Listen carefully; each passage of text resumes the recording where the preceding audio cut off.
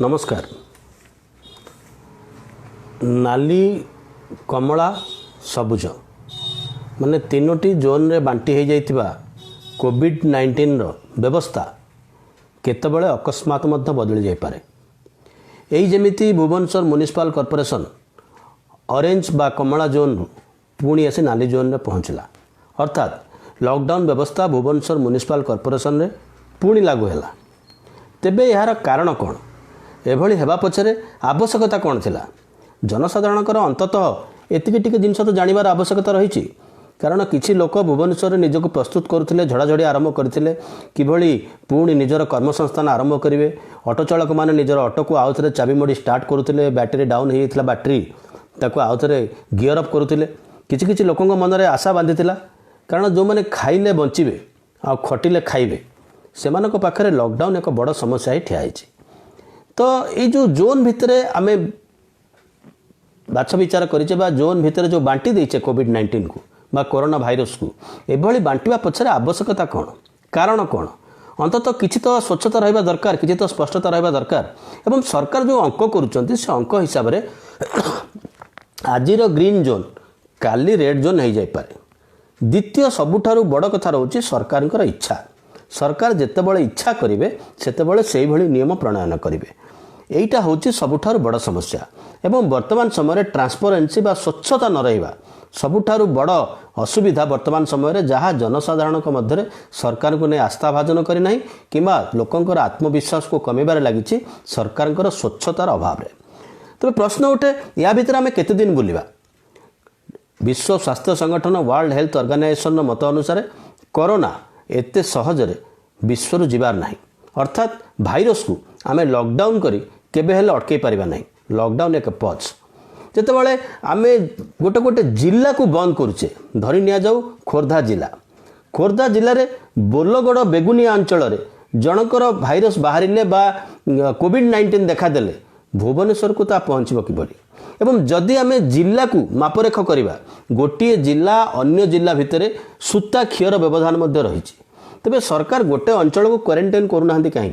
आमे टीबी सहित लड़ुचु, आमे मलेरिया सहित लड़ुचु, आमे डायबिटीज सहित लड़ुचु, आमे किडनी सहित लड़ुचु, आमे वाटर पोल्यूशन सहित लड़ुचु, आमे एयर पोल्यूशन सहित लड़ुचु। आमे जे संपूर्ण निरोग से कथा नुहे, आमे बहु रोगी सहित बहु रोग सहित लड़ुचु। एभली जदि कोविड-19 संधान मिले किसी अंचल को सरकार जो क्वारंटाइन करुँच से समस्त अंचल को तांकर माने तालाबंद, गोटे अंचल को तालाबंद करदे अन्य अंचल कार्यक्रम आरंभ करें, फल कर्मसंस्थान आरंभ होता एवं धीरे धीरे शोई पड़ा गाड़ी आउ टिके गतिशील होता। कारण कोरोना एत जल्दी आमको छाड़ी जाऊनी, कि देखा हम एत दिन भितर आमे से भली किसी विकल्प व्यवस्था तैयारी करें ना। तो विकल्प लॉकडाउन जे विकल्प एक सरकार ताले स्पष्ट करंतु जे लॉकडाउन व्यतीत आम पाखे द्वितीय रास्ता नहीं, आम लॉकडाउन भितर ही गति करूँ।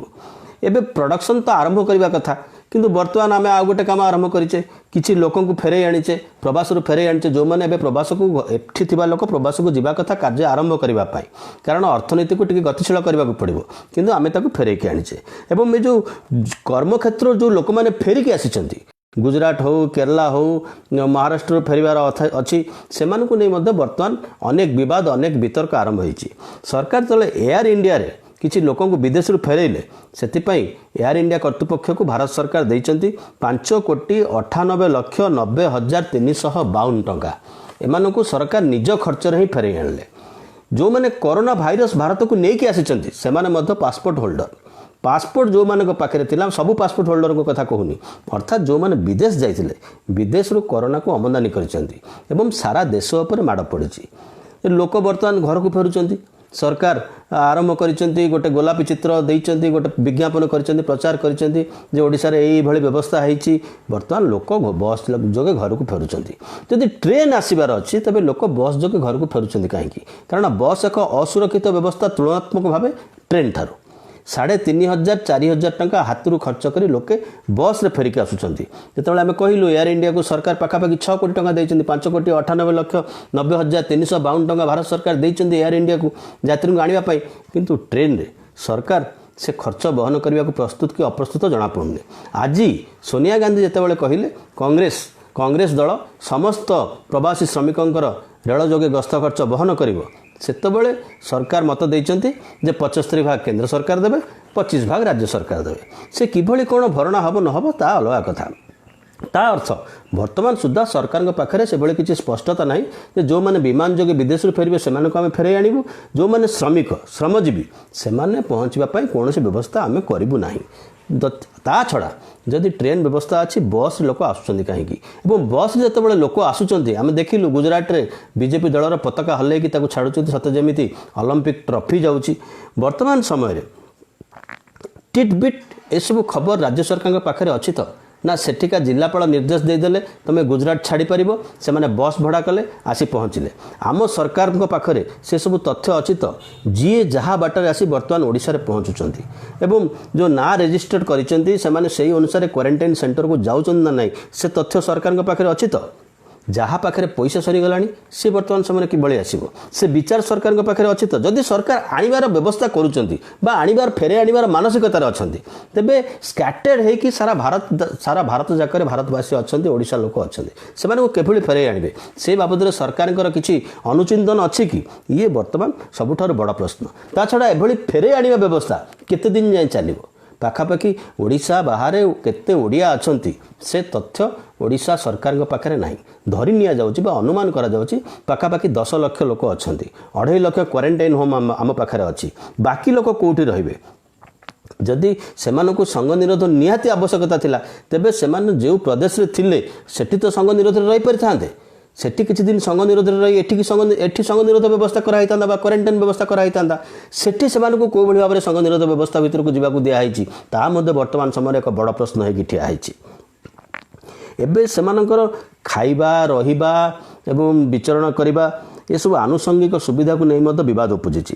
ସରକାର ଯେଉଁଭଳି ଘୋଷଣାନାମା କରିଛନ୍ତି ଘୋଷଣାନାମା ଅନୁସାରେ ପଞ୍ଚାୟତ ବା ସଭା ତଳ ସ୍ତର ଗ୍ରାଉଣ୍ଡ ଜିରୋ ସରପଞ୍ଚ ହାତରେ ବ୍ୟବସ୍ଥା ରହିବ ବା ସରପଞ୍ଚ ଦେଖାରଖା କରିବା ଖୁବ୍ ସହଜ ହେବ।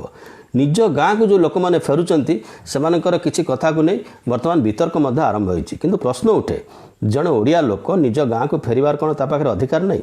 ତା ଛଡ଼ା ଗାଁକୁ ଫେରିବ ସେମାନଙ୍କ ପାଇଁ କ'ଣ ବ୍ୟବସ୍ଥା ହେଇଛି, ସେମାନଙ୍କ ପାଇଁ କ'ଣ କ'ଣ ସରକାର କରିଛନ୍ତି ସେ ବାବଦରେ ତ ରାଜ୍ୟ ସରକାର ଗୋଟେ ମନୋହରୀ ପ୍ରଚାର ବି ଆରମ୍ଭ କରିଥିଲେ। ଅତଏବ ଲୋକ କିଭଳି ଗାଁକୁ ଫେରନ୍ତୁ ସେଥିପାଇଁ ସରକାର ମଧ୍ୟ ପ୍ରଚାର ଆରମ୍ଭ କରିଥିଲେ। ମୁଖ୍ୟମନ୍ତ୍ରୀ ବାର୍ତ୍ତା ଦେଇଥିଲେ, ପ୍ରତ୍ୟେକ ଦିନ ଖାଇବା ମେନୁ ବି ଘୋଷଣା କରିଥିଲେ। ଦିନକୁ 120 ଟଙ୍କା ଖାଇବା ମେନୁରେ ରହିଛି। ସେପଟେ ସରକାର ଯେଉଁମାନେ ବିଦେଶରୁ ଫେରିଛନ୍ତି ସେମାନଙ୍କର 15 ଦିନ କ୍ୱାରେଣ୍ଟାଇନ୍ ପାଇଁ ଜଣ ପିଛା ଓଡ଼ିଶା ସରକାର 15,000 ଦେବେ ବୋଲି ଘୋଷଣା କରିଛନ୍ତି ଯେଉଁମାନେ ବିଦେଶରୁ ଫେରିଛନ୍ତି। କିନ୍ତୁ ଏଠି ଦିନକୁ ଜଣକୁ 120 ଟଙ୍କା ଖାଇବାକୁ ଦେବାର ବ୍ୟବସ୍ଥା ଅଛି ବୋଲି ସରକାର ମଧ୍ୟ ଘୋଷଣା କରିଛନ୍ତି। ଏବେ ଚତୁରତାର ସହ ସବୁ ପ୍ରବାସୀ ଫେରନ୍ତାକୁ ଦୋଷ ଦିଆହେଉଛି। ଯେତେବେଳେ ଗତକାଲି ଗଞ୍ଜାମରେ ଖାଦ୍ୟକୁ ନେଇ କିଛି ଲୋକଙ୍କର ଅବଜେକ୍ସନ୍ ଥିଲା ବା ପ୍ରତିରୋଧ କରିବାର ଦେଖାଗଲା ସୋସିଆଲ ମିଡ଼ିଆରେ ସେତେବେଳେ ଅନେକ ବିବାଦ ଉଠିଛି ସେମାନଙ୍କୁ କାହିଁକି ଫେରାଇ ଅଣାଯାଉଥିଲା। ସେମାନେ ଓଡ଼ିଶା ଲୋକ ନିଜ ଗାଁକୁ ଫେରିଲେ, ସରକାର ସେଥିପାଇଁ ମନୋହରୀ ପ୍ରଚାର କରିଥିଲେ। ତେବେ ଏଇ ଯେଉଁ ବ୍ୟବସ୍ଥା ହେଇଛି ସେମାନେ କ'ଣ ସେଥିପାଇଁ ଦାୟୀ? ସେମାନେ କ'ଣ ସମସ୍ତ କୋଭିଡ୍-19ର ବାହକ ବା ସେମାନଙ୍କ ପାଇଁ କୋଭିଡ୍-19 ଏତେ ଜୋର ବ୍ୟାପିଛି? 22-30 ଜାନୁଆରୀରୁ ଆମେ ଭାରତବର୍ଷରେ କୋଭିଡ୍-19 ପ୍ରବେଶ କଲାଣି ବା କରୋନା ଭାଇରସ୍ ପ୍ରବେଶ କଲାଣି।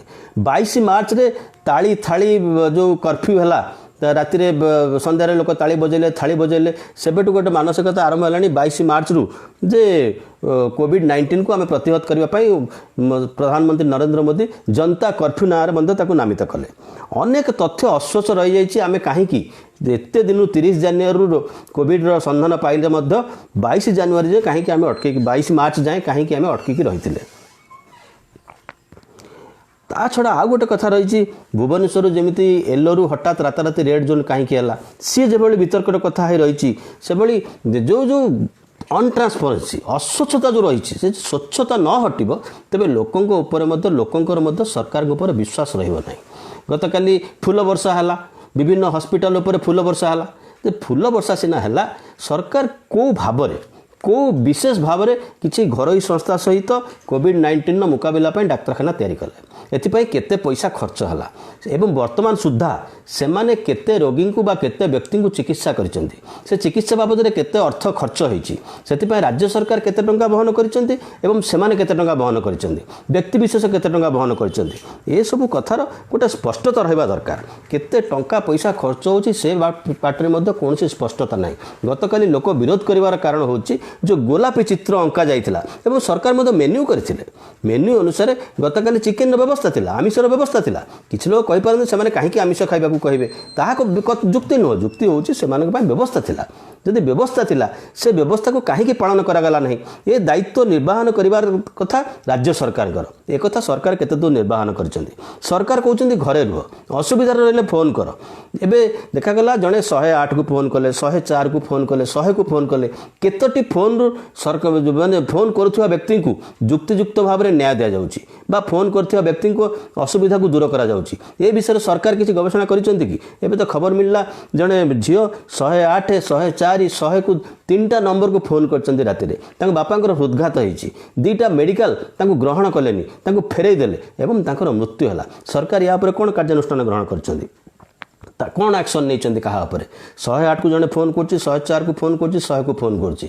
बर्तमान समय सरकार पाखे खूब कम अच्छी खूब कम कम अच्छी कि सरकार कौन स्पष्टता ना कि जिते खबर आसला जो 2टी हस्पिटाल फेरई से 2टी हस्पिटाल ना गणमाध्यम स्पष्ट कले ना एभली घटना जो लोकों पाखे पहुँचे लोकों पाख कौन बार्ता जीव लोकों पाख बार्ता जीव निश्चित भाव में कोविड-19 किसी समस्या अच्छी कारण 2-2टा हस्पिटाल 2-2टा मेडिकल जन साधारण रोगी की कोविड सन्देह कर फेराउं डाक्तर कौन लोक अधिका जानते जदि ये जो बार्ता जिते लोकों पाखे पहुँचो अस्वच्छता पहुँचो सेते ही गुजब व्यापी सत मिछ विभिन्न कथा आलोचना को आसो आउ गोटे कथा गुजरात फेरुवा समय 2 जण लोकंकर दुर्घटनार मृत्यु होती केवल सेतिक नुह सरकार घोषणा करछन्ती स्वास्थ्यकर्मी मले 50 लाख देवे सांबादिक मले 15 लाख से क्षतिपूरण मिल कंपेनसेसन मिल तेबे जो माने रास्तार आसला बेले जो मानकर दुर्घटनार मृत्यु घटुची जो माने चाली चाली चाली चाली थकी जाए हृदघात मृत्यु घटुची जो मानकर मानसिक चाप हेतु मृत्यु घटुची